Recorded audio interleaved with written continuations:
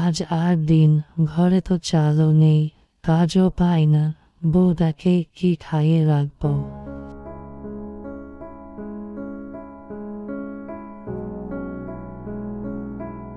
চিন্তা করো না, মানুষের জীবন তো ওঠানামা করেই চলে।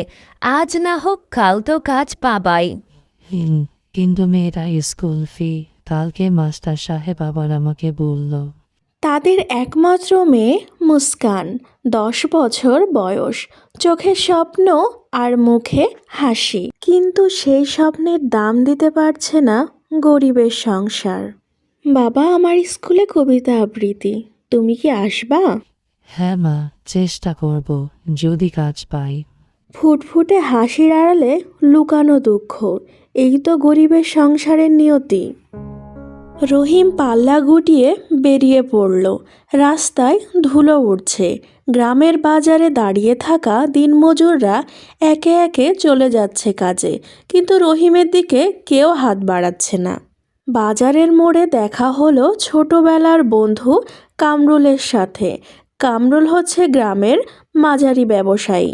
দেখো রহিম, আজকে আমার 5 জন মানুষ লাগবে, কিন্তু তোমার শরীরটা যে দুর্বল, কাজ সামলাইতে পারবা তো? কি বলো ভাই, পেটের দায়ে মানুষ লোহাও ভাঙতে পারে। কামরুল একটু ভেবে কাজটা দিয়ে দিল, কিন্তু শর্ত হচ্ছে মজুরি অর্ধেক। তাহলে আজ 200 টাকা দিব, রাজি? ঠিক আছে, রাজি। গরিবের সংসার শুধু দুঃখে নয়, দুঃখেরও নিচে একটা গভীর অন্ধকার। সেখানে বেঁচে থাকার যুদ্ধ শুরু হয় প্রতিদিন। দিনের শেষে রহিম ঘামে ভেজা, হাতে শুধুমাত্র 200 টাকা, ধুলোর মধ্যে দাঁড়িয়ে মনে মনে বলল, হে আল্লাহ, আর কতদিন এভাবে চলবে? এদিকে ঘরের দরজায় দাঁড়িয়ে আছে মুস্কান, বাবার অপেক্ষায়। দিনভর খাটুনির পর রহিম ঝিম ধরে হাঁটছিল। কাজ শেষ করে বাড়ি যাবে, তখন শরীর ক্লান্ত হয়ে পড়ে গেল।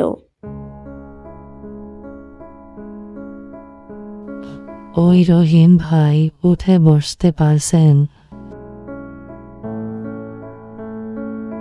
রহিম উঠে বসতে চাইল, কিন্তু কোমরের তীব্র ব্যথায় চোখে জল চলে এলো। আরে রহিম, তোমার মতো লোককে কাজে নিলে এই ঝামেলা। এখন চিকিৎসার খরচ আমি দিব কেন?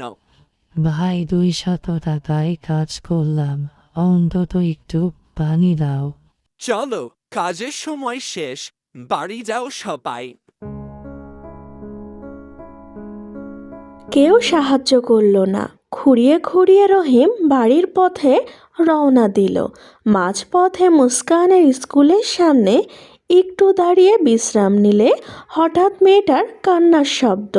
গেটের সামনে একদল বাচ্চা মুস্কানকে ঘিরে দাঁড়িয়ে।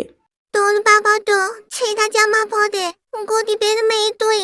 মাস্টার বলছিল তোর ফি বাকি, তুই নাকি মহিষঘাট হবি। কাঁদিস না মা, তোর বাবা বেঁচে থাকতে তোকে কেউ এই স্কুল থেকে তুলতে পারবে না। রহিম, আমি তোমাকে বারবার বলেছি স্কুল চালাতে টাকা লাগে। কাল দুপুরের মধ্যে 600 টাকা না নিয়ে আসলে এই মেয়েটা স্কুলে আর বসতে পারবে না। রহিমের মাথা ঘুরে উঠল। কোমরের ব্যথা, অপমান, অভাব, সব মিলিয়ে জীবনটা যেন এক অন্ধকার কুয়াশা। রাত, বাড়ির কাঁচা ঘরে একটি কেরোসিনের বাতি টিম টিম করছে। রহিম বিছানায় পড়ে আছে, ব্যথায় মুখ বিকৃত। ফাতেমা পাশে বসে সেক দিচ্ছে। এই অবস্থা হয় কি করে? কোথায় পড়লাম? কাজের জায়গায় পা পিছলে ছিল, কিন্তু ওরা কেউ ধরল না। মানুষ এত নিষ্ঠুর হয় কিভাবে? কই যাব আমরা? কাল মেয়ের ফিস দিতে হবে স্কুলের। আরে, আমার শরীর তো একবারে ভেঙে গেল, কিন্তু টাকা কোথায় পাবো? ফাতেমা এক সিদ্ধান্ত নিল, যেই সিদ্ধান্ত গরিবের সংসারের মেয়ে বউরা নিতে বাধ্য হয়, নিজের গয়না বিক্রি। ফাতেমা কাঠের বাক্স খুলে বের করলো একজোড়া পুরনো কানের দুল। নিজের বিয়ের স্মৃতি। মুস্কান ঘুম থেকে উঠে দেখে ফেলে। মা, তুমি দুল কেন হাতে নিয়েছো? তোর স্কুল আমি বন্ধ হতে দিব না, দরকার হলে আমার সব দিব। না মা, আমি স্কুলে যাব না, তুমি তোমার দুল হারাতে দিও না। মেয়ের ভবিষ্যতের জন্য মায়েরা সব হারাতে দেবে। সকালে দুল বিক্রি করতে বাজারে যাবে, ঠিক তখনই দরজায় কড়া নাড়ার শব্দ। দরজার সামনে দাঁড়িয়ে হাজী সুলেমান, গ্রামের একজন দানশীল মানুষ। হাজী সুলেমান গ্রামের বড়লোক, কিন্তু হৃদয়টা সোনার মতো। তিনি রহিমের অসুস্থতার কথা শুনে নিজে এলেন। কি গো রহিম, কাজের মধ্যে পড়ে গেছো শুনলাম। হ্যাঁ চাচা, এখন উঠতেও পারি না ঠিক মতো। দুনিয়ার সব কিছুতে টাকার চেয়ে বড় হচ্ছে মানুষ। তুমি কাজ করবা, তার আগে তুমি সুস্থ হও। তিনি পকেট থেকে টাকা বের করলেন। 500, 1000, 1500। এটা রাখো, মেয়ের স্কুলে বেতন দাও আর নিজের চিকিৎসা করাও। সুস্থ হইলে আমার দোকানে কাজ করবা। চাচা, আমি কিভাবে শোধ করব এই ঋণ? মানুষের ভালোবাসা শোধ করতে হয় না, কাজ করলেই হবে। চাচা, আপনার এই কৃতজ্ঞতার কথা আজীবন মনে রাখব। আপনি অনেক ভালো। তুমি মন দিয়ে পড়াশোনা করো মা, একদিন আমাদের গ্রামের নাম উজ্জ্বল করবা। এইবার হয়তো আমাদের ভাগ্য বদলাবে। কিন্তু তারা জানতো না এই সাহায্যের বদলে আসছে আরও বড় পরীক্ষা, আরও বড় ঝড়। 4 দিন বিশ্রাম আর ওষুধ খেয়ে রহিম এখন একটু সুস্থ হলো। আজ তার প্রথম দিন। হাজী সুলাইমানের দোকানে তার কাজ শুরু। দোকানটা ছিল মালের ভিড়ে ঠাসা। চিনি, চাল, ডাল, সাবান, তেল, কি নেই এখানে। রহিম লাঠি নিয়ে দোকানের সামনে দাঁড়ালো। আজ হালকা কাজ করবা, মালগুলো গুছিয়ে রাখো, শরীরের ওপরে বেশি চাপ দিও না। গ্রামের কাজের মানুষগুলো দোকানে আসছিল। কেউ কেউ রহিমকে দেখে বলছিল, দেখো, রহিম এখন হাজী সুলেমানের দোকানে। ভাগ্য বদলাইতে শুরু হয়েছে মনে হয়। হাজী সুলেমান ভালো মানুষ, রহিমের সংসারে বাঁচবে। রহিম এসব শুনে মনটা শক্ত করল, কিন্তু দূরে দাঁড়িয়ে ছিল কামরুল।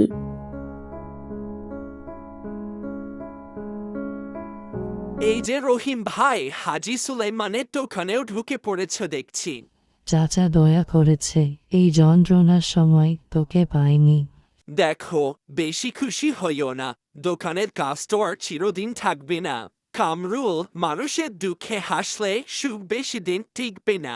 রহিম আমার দোকানে কাজ করবে, এতে তোমার সমস্যা কি? কামরুল চুপচাপ চলে গেল, কিন্তু তার মনে তৈরি হলো আগুন, প্রতিশোধের আগুন।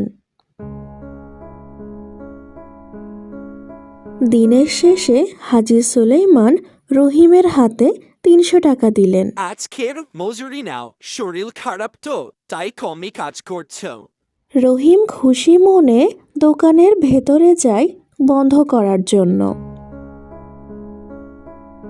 ঠিক তখনই কামরুল দোকানের পেছন দিক থেকে চুপিসারে এসে রহিমের টাকার থলিটা চুরি করে নিল।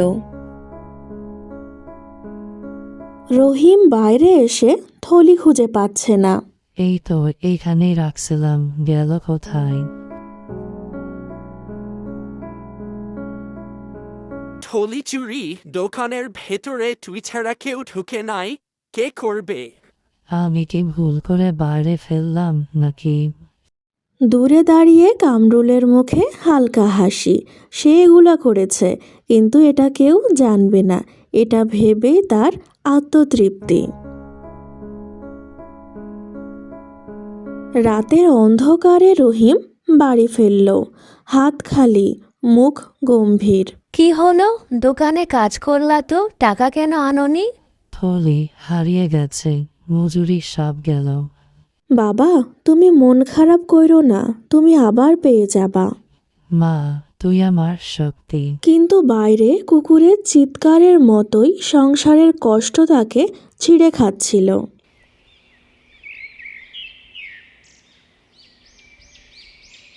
শোনেন শোনেন, রহিম নাকি হাজি সুলাইমানের দোকান থেকে টাকা লুকিয়ে রাখছিল।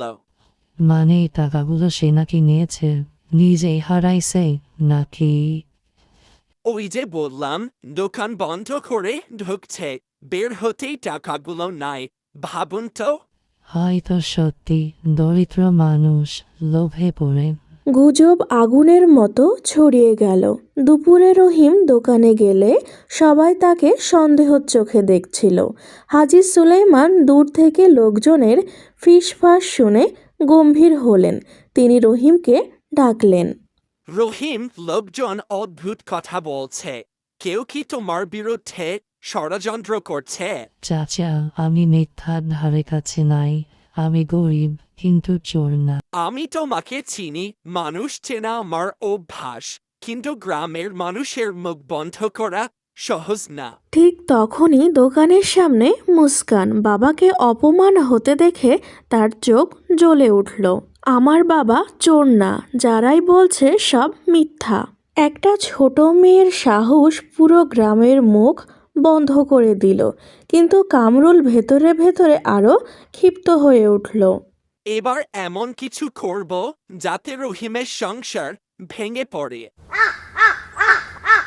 সন্ধ্যা নামছে, গ্রামের রাস্তা অন্ধকার হয়ে আসছে। কামরুল তার দোকানের পেছনে কিছু লোক ডেকে বসেছে। সবাই তার মতোই ঝগড়াটে। রহিমের মুখ দাঁড়ানো যাবে না, এই গ্রামের সামনেই তাকে ছোট করে দিতে হবে। একটা কাজ করি। দারুণ আইডিয়া ভাই, এতে তো রহিম পুরাই শেষ। এরা ঠিক করলো হাজি সুলাইমানের দোকানে তালা ভেঙে মাল লুট করবে, আর সকালে দোষ চাপাবে রহিমের ঘাড়ে। কাল গ্রামের সবাই দেখবে রহিম চোর, আর সুলেমান সাহেবও বিশ্বাস হারাবে। মাঝরাত হাজি সুলাইমানের দোকানের পাশ দিয়ে কুকুরের চিৎকার। কামরুল ও তার দল ভেতরে ঢুকে চিনি, চাল, তেল, সাবান সব ব্যাগে ভরল। তাড়াতাড়ি করুন ভাই, কেউ দেখে ফেললে বিপদ। চুরি শেষ করে তারা দোকানের দরজার সামনে ফেলে দিল রহিমের পুরনো ছেঁড়া গামছা, যা তারা আগেই রহিমের বাড়ির পাশ থেকে তুলে এনেছিল। এটা দেখলেই সবাই বুঝবে রহিম চোর। অন্ধকারে তারা মিলিয়ে গেল। এদিকে দূর থেকে দাঁড়িয়ে দেখছিল একজন অচেনা ছেলে, সব চোখে দেখে ফেলেছে। সূর্য ওঠার আগেই বাজারে হইচই। হায় রে, হাজি সুলাইমানের দোকান ভেঙে মাল চুরি গেছে।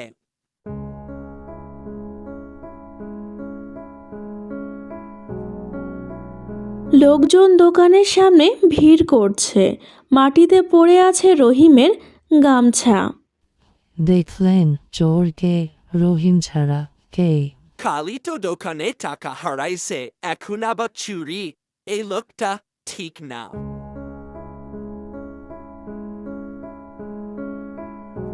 কি হয়েছে? কারা চুরি করলো? এটা তোমার না, প্রমাণ চাই। হ্যাঁ, আমার গামছা, কিন্তু আমি চুরি করিনি। হাজি সুলাইমান ছল ছল চোখে রহিমের দিকে তাকিয়ে রইল। চাচা, আমি মরলেও আপনার দোকানে হাত দিতাম না। কিন্তু বিধিবাম মাতব্বররা সিদ্ধান্ত নিল রহিমকে ধরে নিয়ে যাবে পঞ্চায়েতে।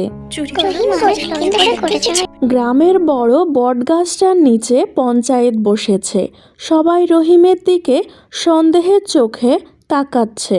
ফাতেমা আর মুস্কানের চোখে জল ছলছল করছে। রহিম, তোমার বিরুদ্ধে অভিযোগ দোকান ভেঙে মাল চুরি। হুজুর, আমি শপথ করে বলছি আমি করিনি। আমরা সবাই জানি তুমি কেমন। মজুরি হারানোর পরেই তো তুমি খেপে গিয়েছিলে। আমি নিজেও সন্দেহ করি। ঠিক তখনই এক ছেলেকে নিয়ে হাজী সুলাইমান দৌড়ে এলেন। থামুন, এই ছেলে সব দেখেছেন। চুরি করেছে কামরুল ভাই আর তার দল, আমি নিজের চোখে দেখেছি। আর রহিম কাকার গামছাটাও ফেলে গেছে।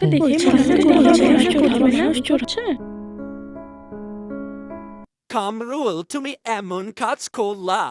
রহিমের সংসার নষ্ট করতে চুরি, লজ্জা হওয়া উচিত। না মানে আমি তো, এটা গুরুতর অপরাধ। দোকান ভাঙ্গা, চুরি, নিরপরাধের ওপর দোষ চাপানো, সবাই মিলে শাস্তি দিবে। রহিম দাঁড়িয়ে আছে, তার চোখে পানি ছলছল করছে, কিন্তু সেই পানি স্বস্তির, বুকের ওপর থেকে যেন পাহাড় নেমে গেছে। দেখেছ, আল্লাহ সত্যের বিচার করেছেন। আমি বলেছিলাম না বাবা, তুমি ভালো মানুষ। রহিম, আমার দোকানে তুই এখন প্রধান কাজের লোক, মজুরি হবে আগের দ্বিগুণ, আর তোর মেয়ের পড়াশোনার খরচ আমি দেখব। চাচা, আমি কিভাবে শোধ করব? শোধ করার দরকার নাই, তুই ভালো মানুষ, এটাই যথেষ্ট। রহিম হাঁটছে, মুখে হাসি, দোকানে কাজ বাড়ছে, সংসারে চাল ডাল আছে। মুস্কান স্কুলের প্রথম ছাত্রী, ফাতেমার মুখে আগের মতো আলো। গরিবের সংসার বললেই কষ্ট নয়, সত্য আর পরিশ্রম থাকলে ভাগ্যও পাল্টায়। এভাবেই দুঃখের অন্ধকার পেরিয়ে রহিমের জীবনে ফিরল আলো, মানুষের বিশ্বাস আর ভালোবাসা। গরিবের সংসার, কিন্তু মন ছিল ধনী।